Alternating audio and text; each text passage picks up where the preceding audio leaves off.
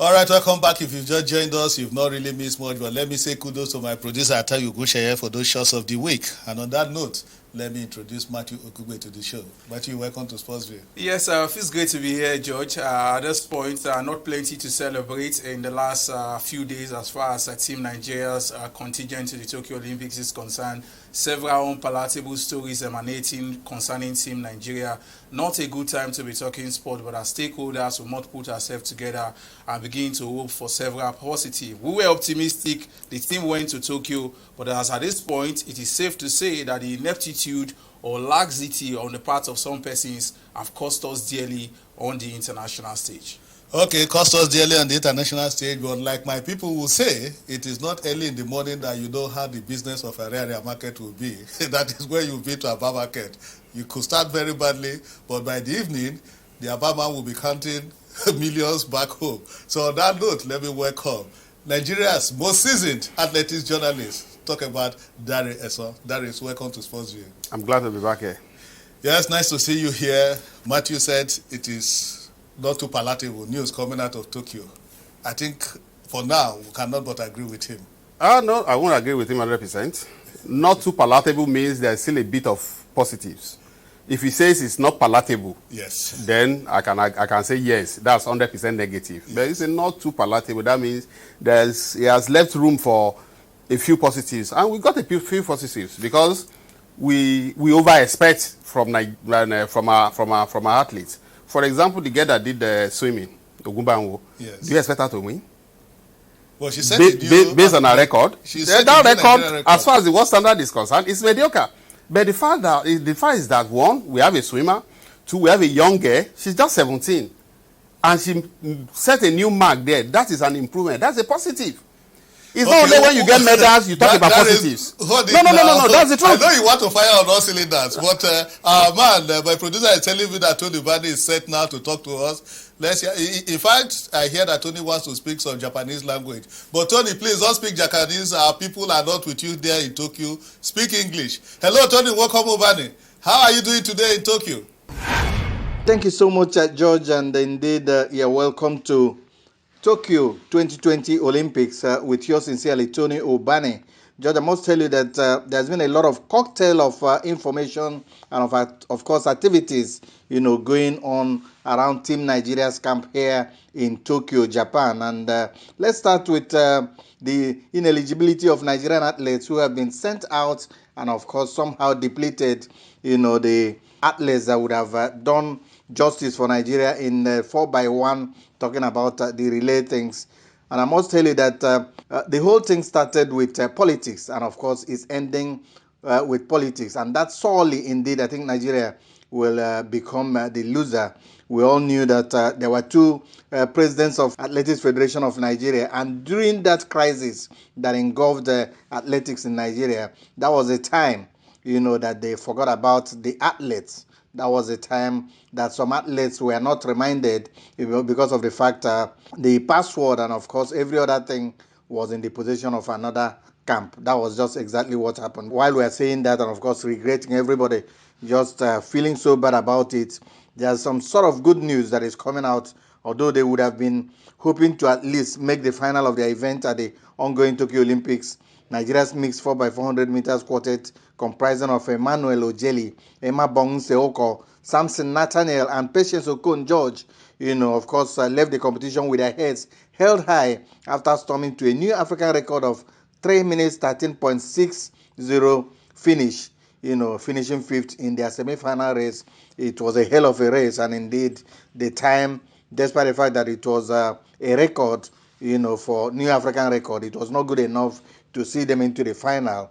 They lost, and I think losing on a high note is somehow, consolatory than just being dumped outrightly. George, so many people have been asking me about where the athletes or where the medals will come. Let's tell you that wrestling has not been concluded, and of course that's where we have our high hopes. Talk about Odunayo Adekroye. The wrestling events here would rumble on August 2nd, but Adekroye would begin her own mat invasion on August 4th. The Daniel Egale, has said that Tokyo Olympics appears to be our best chance to be on the podium. and looking ahead, Egali, who is the chairman, caretaker committee of Nigeria Wrestling Federation, believe that they have done enough to put the wrestlers in the mix for the medals, and we hope that the dancing wrestler Adekuroye, who has really been focused, who has not been distracted, and of course her compatriot Oboro Dudu will equally rise to the occasion to make Nigerians smile. And also we are expecting something good from Esebrume. Esebrume, so many people expect a lot of goodness from her, and we expect that when she gets on the long jump, and of course God will propel her to a height. And George, in all, it's really been very hectic out here covering the Olympics. It's a unique Olympics, it's not an ordinary Olympics. It's strange Olympics. It's an apps Olympics, George. I must tell you that everything you do has to be on apps. And I must tell you, movement here has really been very difficult. And of course, feeding, because you cannot go outside. Mixing with the people here has equally been very, very difficult. But then we always continue to survive. And but I must tell you that everything is well.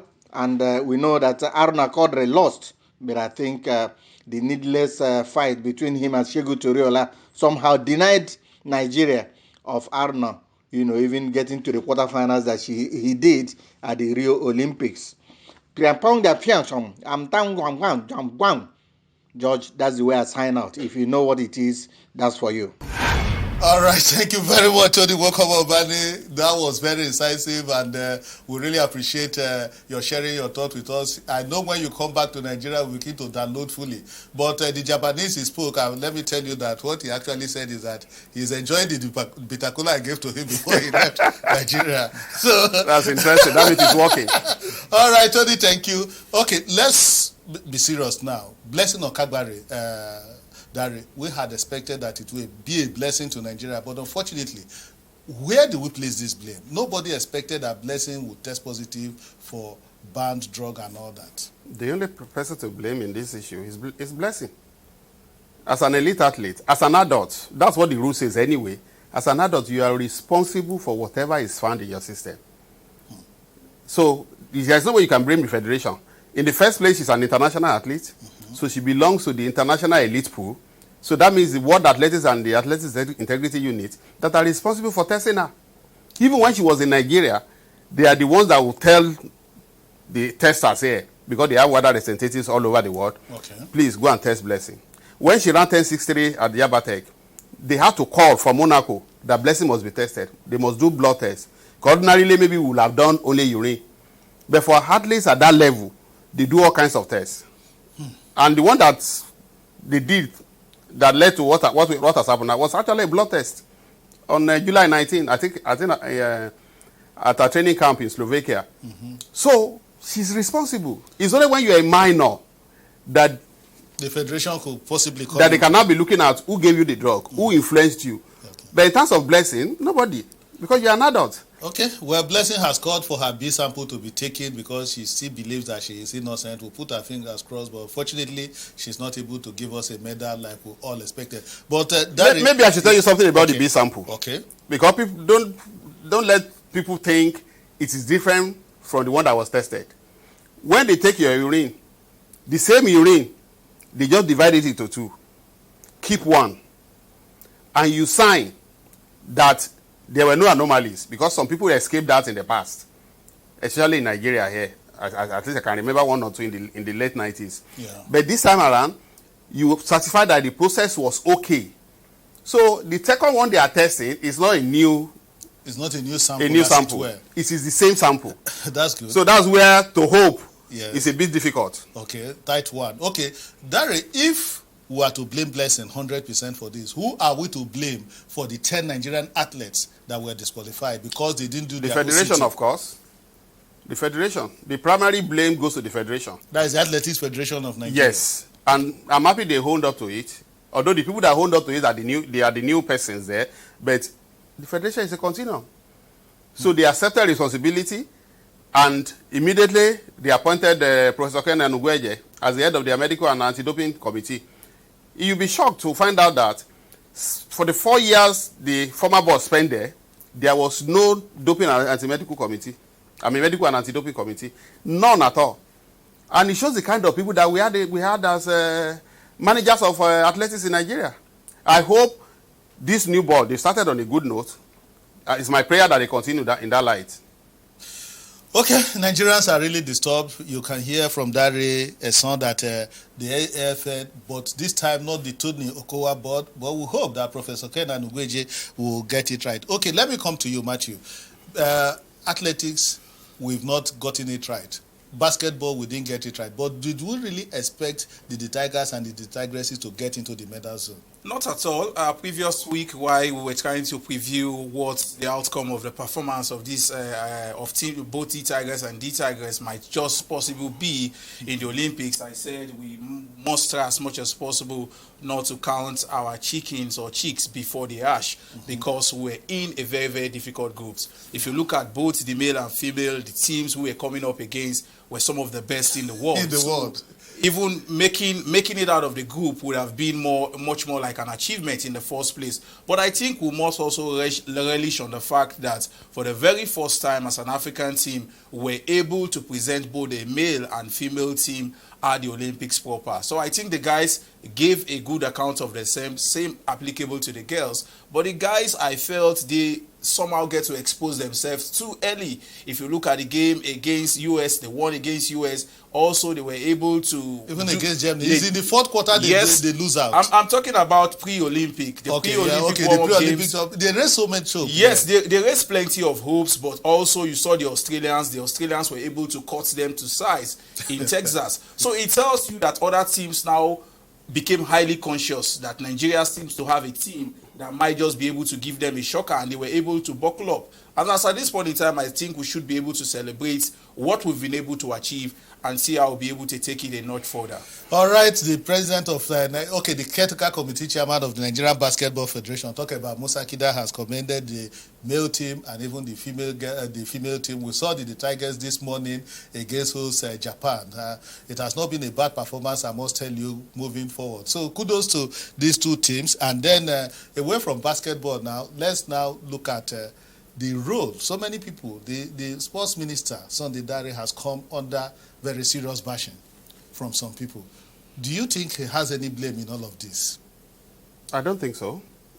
I don't think so, because the preparation of the team is, first of all, the business of the various associations or federations like we have it in Nigeria.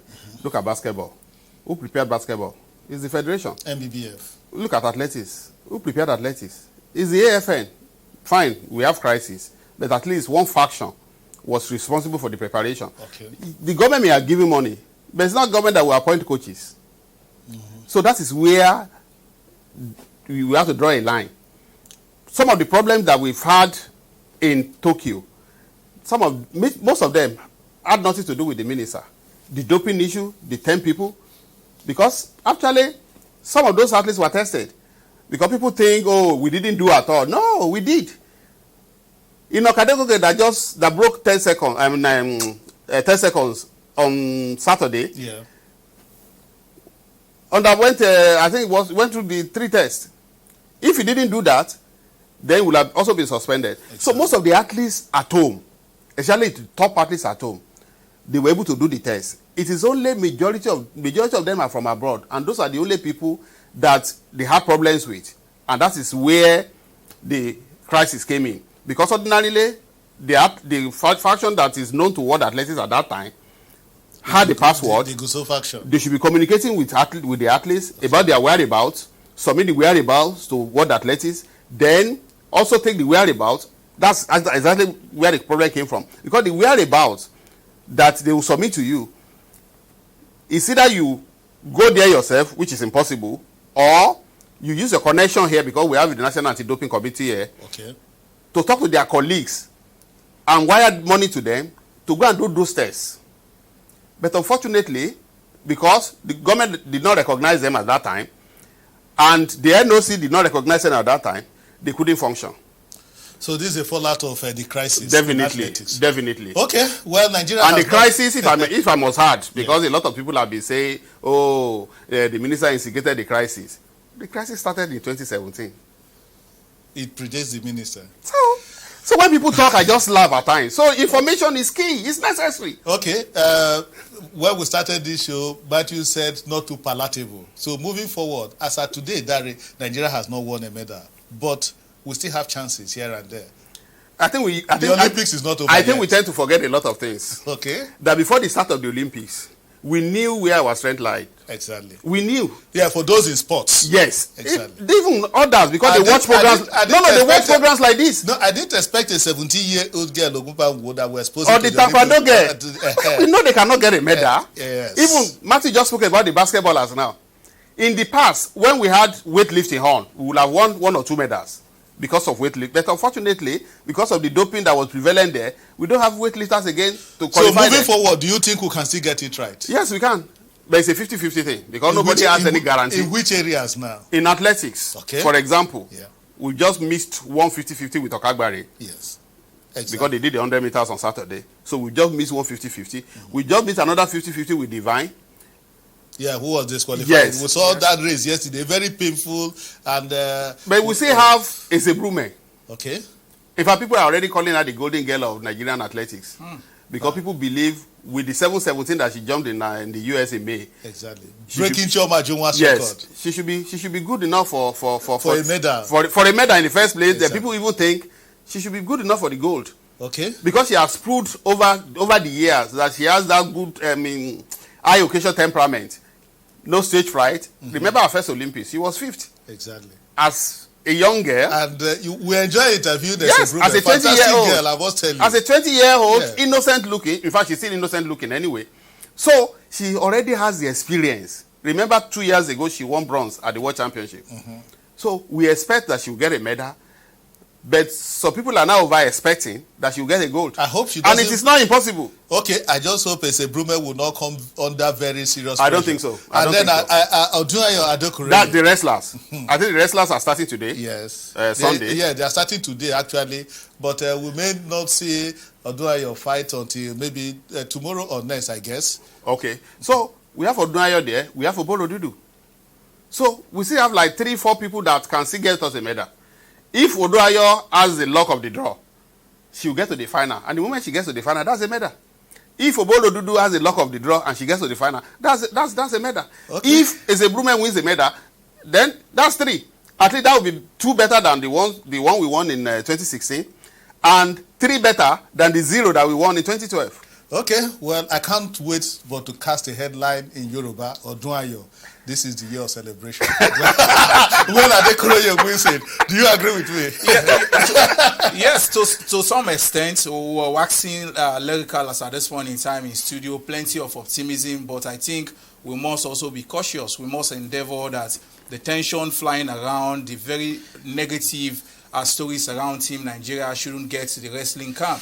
We must ensure that these guys are in the best frame of mind. Mm-hmm. This is the time they need the best of psychologists around the team. Exactly. They must ease this pressure off these girls. Just go out there and ensure that you become that shining light that Nigeria needs as far as our participation at the Olympics is concerned. Dare talked about the athletes who were disqualified. I think we must also hammer on that. Mm-hmm. That some of these athletes, if you saw a couple of tweets or a couple of messages on their various respective social media platforms, some said they've been preparing for this day in the last 10 years. Exactly. That is to say, the ineptitude of some few set of persons have cost these guys the last 10-12 years of their lives. I don't think we should treat this with levity. The government must ensure that some people are made to resign for what has happened. Those who have created this level of factionalization in the FN must be brought to book. Okay, we'll put our fingers crossed, but... I don't know if I can just quickly respond to that. Yes, why not? Unfortunately, the people you want to punish, they've left the scene. Majority of them, 90% of them have left the scene. Oh, those who are behind this That mess. is it. Wow. 90% of them, we are talking about the leadership. Guzo is gone, Olamide George is gone. So, who do you want to punish? That's number 1. Then number 2, Olympics is not just about winning. That's why I talked about positives.